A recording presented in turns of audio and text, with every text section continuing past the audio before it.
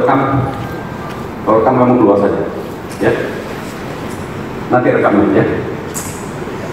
Nanti terjadi rekaman dikirim sepotong-sepotong. Nanti jadi fitnah ke saya. Tapi kalau kamu rekam kirim semua, tidak ada masalah. Tapi nanti kamu kirim sepotong saja, ribut di medsos itu. Orang tidak tahu cerita, dianggap benar ini.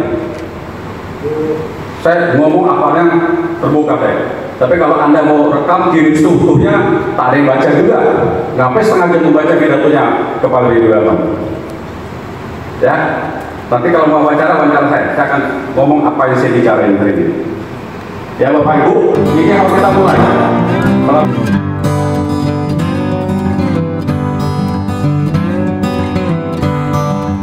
Itu sudah diatur dalam Undang-Undang Pers. Jadi yang namanya wartawan itu memiliki hak dan kewajiban. Begitu juga sebaliknya untuk narasumber. Kedua pihak yang bersinggungan di dalam publik harus saling menghargai. Saya pikir seperti itu ya pendapat kita ya. Baik.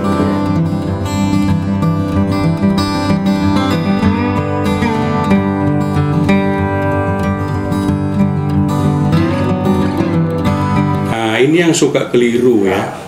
Jadi pejabat publik selalunya berpikir kode etik atau profesi wartawan yang sedang menjalankan profesinya itu hanya dianggap sebagai orang-orang yang menguntungkannya. Namun di satu pihak, wartawan yang menjalankan profesinya, dia harus menegakkan kebenaran dan informasi yang disampaikan kepada publik bisa saja negatif bagi pejabat publik itu, namun itu harus juga diketahui oleh masyarakat, dalam hal ini publik itu sendiri juga. Yang artinya begini, ketika seorang pejabat itu memang benar bekerja, makanya dia tidak akan takut dan tidak akan merasa informasi yang disampaikan kepada publik itu adalah negatif. Ukurannya adalah kebenaran daripada pejabat itu sendiri dalam bekerja.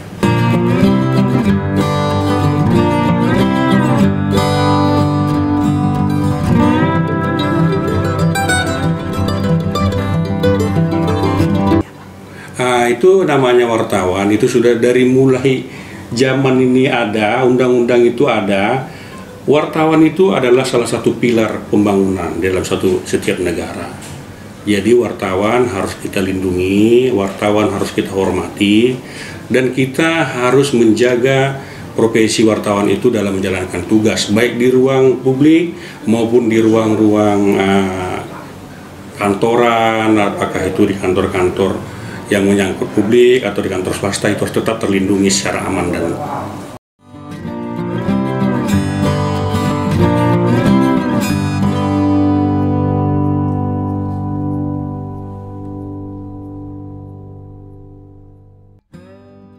sebenarnya itu tidak perlu terjadi ya, apabila si pejabat publik yang dimaksud mengerti dia kenapa dikatakan dia menjadi pejabat publik.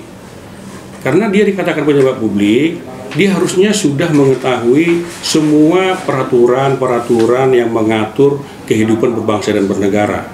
Contoh, seorang pers, dia punya undang-undang. Dia sendiri juga sebagai pejabat, dia adalah orang yang menjalankan undang-undang itu sendiri.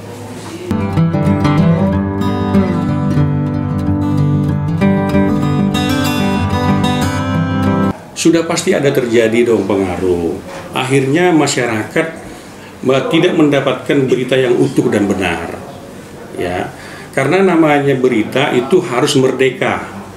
Makanya diupayakan kepada pejabat publik, dia harus mengetahui undang-undang dan jangan bersikap arogan, sehingga tidak terjadi hal-hal yang tidak kita inginkan secara bersama, sehingga keberlangsungan perjalanan para wartawan menjalankan profesinya berjalan dengan baik. Begitu juga sebaliknya, publik akan mendapat berita dengan baik. Begitu juga pejabat apabila dia mengetahui perjalanan undang-undang dan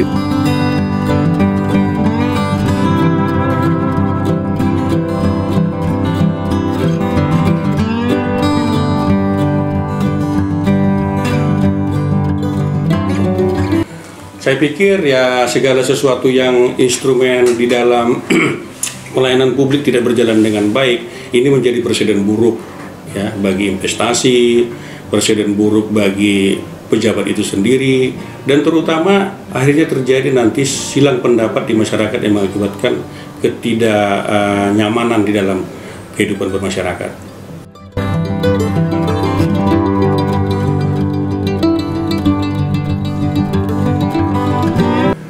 Jurnalis sebenarnya sudah dilindungi ya dengan adanya undang-undang itu. Bisa saja sih kalau terjadi kejadian-kejadian seperti ini akan melanjutkannya kepada proses hukum yang selanjutnya, tindakan litigasi yang akan bisa dilanjutkan ke pengadilan dan kepada proses hukum.